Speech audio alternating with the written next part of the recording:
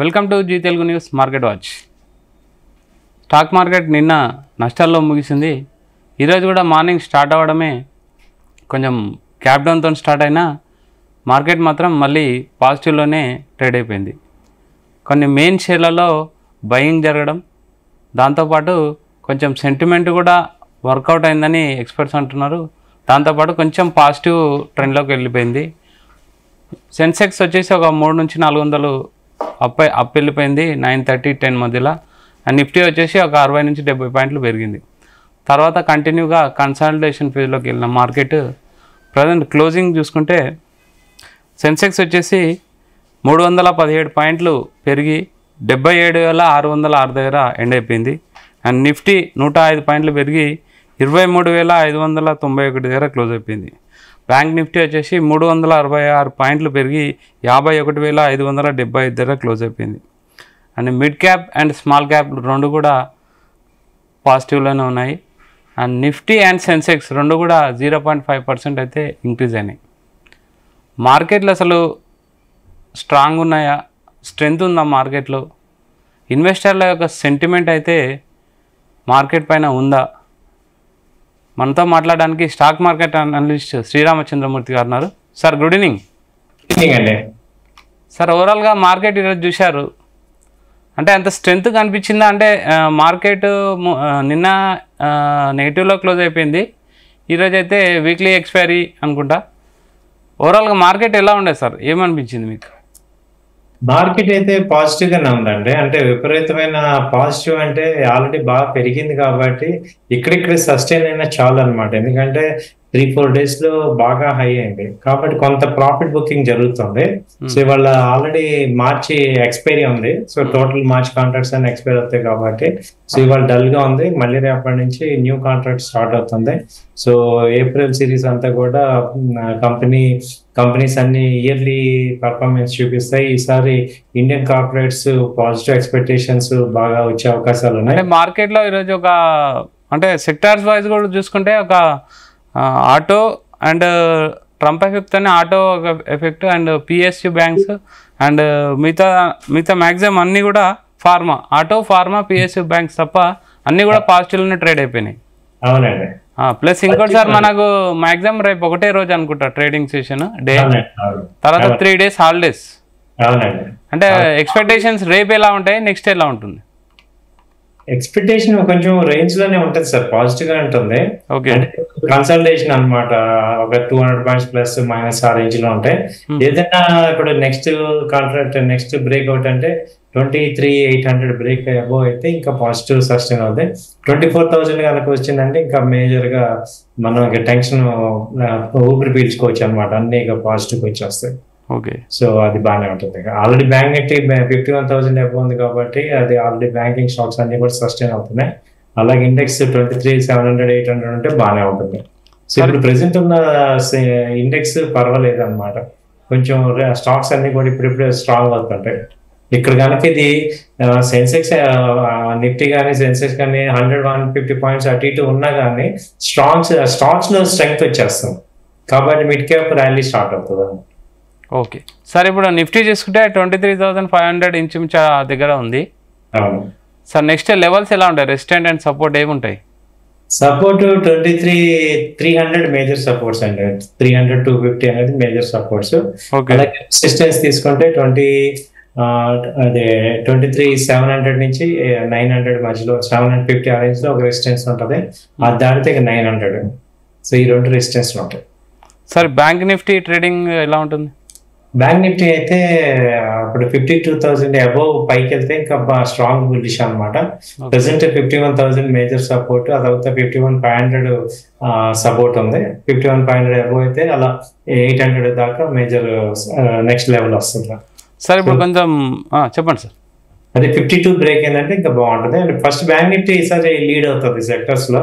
Okay, banking sector lead అవుతుంది. ఎందుకంటే రేపు రెపో రేట్ కట్ అయింది అనుకోండి, రేట్ కట్ జరిగితే ఇంకా పాజిటివ్ ఉంటుంది. ఓకే, రెపో రేట్ కటింగ్ ఎప్పుడు ఉంటుంది సార్? అది ఏప్రిల్ లో ఉంటుంది. ఆర్బీఐ రెపో రేట్ ఉంది. ఓకే ఓకే, ఇంకా డౌన్ అయ్యే ఛాన్స్ ఉంటుంది. ఇంకా ఈ మార్చ్ ఎండింగ్ సార్ అయిపోయింది, ఇంకా సెషన్స్ ఏం లేవు అనుకుంటా మార్చ్ లో. అవునండి, రేపే లాస్ట్ సెషన్. అవునండి, అవును. ఇన్వెస్టర్లు కానీ ట్రేడర్లు కానీ స్టాక్ మార్కెట్ అబ్జర్వర్లు కానీ ఎలా చూడాలి, ఏం చూడాలి? ఏం లేదు సార్, సెలెక్టివ్ స్టాక్స్, మంచి స్టాక్స్, క్వాలిటీ స్టాక్స్ ని బై చేసుకోండి. సో రివర్సల్ అయితే అయ్యింది. సో చార్ట్స్ అన్ని కూడా పాజిటివ్ చూపిస్తున్నాయి, వీక్లీ చార్ట్స్, కాబట్టి టెన్షన్ ఏం లేదు, పాజిటివ్ ఉంది. Okay sir, next sector wise చూసుకుంటే ఈరోజు ఆటో సెక్టర్ బాగా డ్రాగ్ అయిపోయింది సార్. మార్కెట్ మొత్తం ఇంచుమించు అదే డ్రాగ్ చేసింది. అంటే ట్రంప్ ఎఫెక్ట్ అంటారా? 25% హైక్ చేస్తారు కాబట్టి కొంత ఎఫెక్ట్ ఉంది. ఆటో సెక్టర్ లో కూడా ఓన్లీ ఫోర్ వీలరే, అది టాటా మోటార్స్ కి ఎక్కువ ఎఫెక్ట్ అయింది. మిగతా పెద్ద టూ వీలర్స్ కి మామూలుగానే ఉంది. అలాగే టూ వీలర్ పాజిటివ్ గానే ఉంది. ఓకే సార్, రేపు లాస్ట్ ట్రేడింగ్ సెషన్ ప్లస్ మనము లెవెల్స్ చూసుకుంటే మీరు 23,300 అన్నారా మేజర్ సపోర్ట్ ట్రేడింగ్ వాళ్ళకు? అవునండి. ఓకే, ఇంకా నెక్స్ట్ ఈవెంట్స్ అయితే ఏం లేవు సార్ మనకి? ఇంకా ప్రెసెంట్ ఇంకా ఈవెంట్స్ ఏం లేవు సార్, అన్ని ఏప్రిల్ లోనే మేజర్ ఈవెంట్స్ ఉంటాయి. ఓకే, అంటే ఏం ప్రెడిక్ట్ చేస్తారు సార్ మార్కెట్ని? ఏప్రిల్లో ఎలా ఉండొచ్చు? మార్చ్ అయిపోయింది, అవునండి, ఏప్రిల్ ఎలా ఉండొచ్చు? ప్రీమియమ్స్ లోనే ఉన్నాయి సార్ ఈ యొక్క. అంటే ఎలా ఉండొచ్చు మీన్స్ ఇన్వెస్టర్లు చాలా రోజుల నుంచి వెయిట్ చేస్తున్నారు, అక్యుములేట్ చేయాలి, మళ్ళీ స్టార్ట్ చేయాలి, కొనడం స్టార్ట్ చేయాలని. అంటే ఏప్రిల్ అవకాశం ఉంటుందా? ఆల్రెడీ స్టార్ట్ చేసేసారు. ఓకే, సో ఆల్రెడీ చేస్తున్నారు. కాన్ఫిడెన్స్ వచ్చింది ఇండియన్ మార్కెట్స్ కి. ఎఫ్ఐఎస్ కి వచ్చిందంటేనే ఇండియన్ మార్కెట్స్ ఎప్పటి నుంచో కాన్ఫిడెన్స్ కొన్నాం. సో 7,000 crores బయింగ్ జరిగింది నిన్న. సో మూవ్మెంట్ బాగానే ఉంది, పాజిటివ్ గానే ఉంటుంది. సో బై అండ్ డిప్స్ లాగా చేసుకోవచ్చు.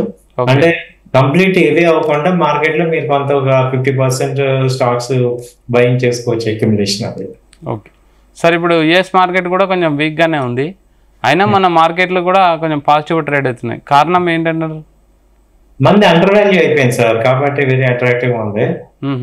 బాగా రేట్లను తగ్గాయి కాబట్టి అవి ఒక మంచి ఎవరికైనా కానీ అట్రాక్టివ్ ఉన్నాయి ఈ స్టాక్స్, ఈ షేర్స్, ఈ రేట్లు అనేవి. సో అందుకని అందరూ కూడా ఇన్వెస్ట్ చేస్తున్నారు. ఓకే సార్, ఈ small mid cap and gold గురించి ఏం చెప్తారు? గోల్డ్ అయితే స్టడీగానే ఉందండి. యాక్చువల్ గా ఉక్రెయిన్ కనుక వార్ కనుక ఆగిపోతే కొంచెం వీక్ అవ్వచ్చు. స్టడీగానే ఉంది, అంటే మాక్సిమం 1,000 ఒక 2,000 ప్లస్ ఆర్ మైనస్ తప్ప పెద్ద డ్రాస్టిక్ ఫాల్ అనేది ఇంక పొట్టులో రాదు.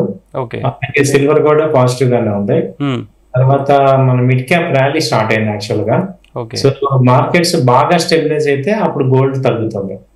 ఓకే సార్, ఓవరాల్ గా మండే కూడా holiday, 3 days holidays, Sunday Monday రోజు రంజాన్, ట్యూస్డే నుంచి మార్కెట్ ఎలా ఉండొచ్చు? ఇంకా పాజిటివ్ సార్, నెక్స్ట్ 2-3 months వరకు ఇంకా ఛాన్స్, అంటే విపరీతం పాజిటివ్ ఉందా లేదా తర్వాత సంగతి కానీ, బట్ సస్టైన్ అవుతుంది బై అండ్ డిప్స్ లాగా. ఇంకా వర్టికల్ ఫాల్ లేవు. ఓకే, అంటే స్టార్ట్ చేయని వాళ్ళు ఇప్పుడు స్టార్ట్ చేయొచ్చు, బయ్యింగ్ స్టార్ట్ చేసుకోవచ్చు సార్. ఓకే, బయ్యింగ్ అంటే మీరు జనరల్గా చాలా రోజులు అయింది సార్, టిప్స్ ఇక్కడ చెప్పలేదు. బెస్ట్ అంటే ఇలాంటి మార్కెట్ సిచ్యువేషన్లో కూడా బయ్యింగ్ అంటున్నారు కాబట్టి మనం ఎలాంటి స్టాక్స్ అక్యుములేట్ చేసుకోవాలి? మీకు ఒక టాప్ 5 ఇస్తాను సార్, నా పర్సనల్ రికమెండేషన్స్. ఓకే, నేను కూడా టెక్నికల్ గా అన్ని చూస్ చేశాను. యాజ్ యూజువల్ గా ఇదేంటంటే ఓన్లీ ఫర్ ఎడ్యుకేషన్ పర్పస్, నేను ఎవరిని కూడా బై చేయమని రికమెండ్ చేయట్లేదు, ఊరికే నా ఐడియా అనమాట. సో మీరు కూడా 1-2 సార్లు ఆలోచించుకొని మీ యొక్క ఫైనాన్షియల్ అడ్వైజర్ తో మాట్లాడి డెసిషన్ తీసుకోండి. సో ఫస్ట్ కంపెనీ ఏంటంటే హ్యావెల్స్. హ్యావెల్స్ ఇప్పుడు ఏంటంటే సమ్మర్ కాబట్టి, అది ఎలక్ట్రికల్ కంపెనీ కాబట్టి సేల్స్ ఎక్కువ ఉండే అవకాశాలు ఉన్నాయి. చార్ట్స్ ఏమో పాజిటివ్ చూపిస్తున్నాయి, వీక్లీ చార్ట్స్ అవి. సో 1,500 ఆ రేంజ్ లో ప్రెసెంట్ ఎంట్రీ ఉంది. టార్గెట్ వచ్చి 1,600 దాకా రావచ్చు ఒక 3 months పీరియడ్ లో. అలాగే డిప్ వచ్చినప్పుడు బై చేసుకోండి, 1,450 ఆ రేంజ్ లో ఇంకా యాడ్ చేసుకోవచ్చు అండి. ఓకే, సో ఇదొకటి. హ్యావెల్స్ తర్వాత Godrej SCP consumer product, Godrej consumer product, ఇది ప్రెసెంట్ 1120 ఆ రేంజ్ లో ఉంది, బై చేసుకోండి. 1120 నుంచి 1100 మధ్యలో, టార్గెట్ వచ్చి 1200 నుంచి 1250 దాకా ఉంటుంది సార్. గోద్రేజ్ కన్స్యూమర్ ఇది టాప్ 200 కంపెనీ. ఓకే సార్, అంటే ఇది లాంగ్ టర్మ్ లో అంటారా, అక్యుములేట్ చేసుకోవాలి లేకపోతే 3 months అండి, 3 months short term. Okay okay. తర్వాత వచ్చి కంటైనర్ కార్పొరేషన్, ఇది కూడా బాగా 1200 నుంచి ఫాలో, ఇప్పుడు 700 ఆ రేంజ్ లో ఉంది. సో 700 నుంచి 680 మధ్యలో బై చేసుకోండి, టార్గెట్ 800. ఓకే.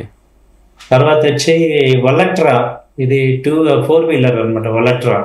అది దాదాపు 2,200 నుంచి ఇప్పుడు 1,200 అలా ఉంది. 1000 పాయింట్స్ ఫాల్ అయింది, ఇక్కడ బై చేసుకోవచ్చు, ఇన్వెస్ట్ చేసుకోవచ్చు. ఇది టార్గెట్ వచ్చి 1400 ఆ రేంజ్కి రావచ్చు. మళ్ళీ మళ్ళీ డౌన్ అయినా కూడా బై చేసుకోవచ్చు. Okay okay. అలాగే 5వ కంపెనీ సిడిఎస్ఎల్.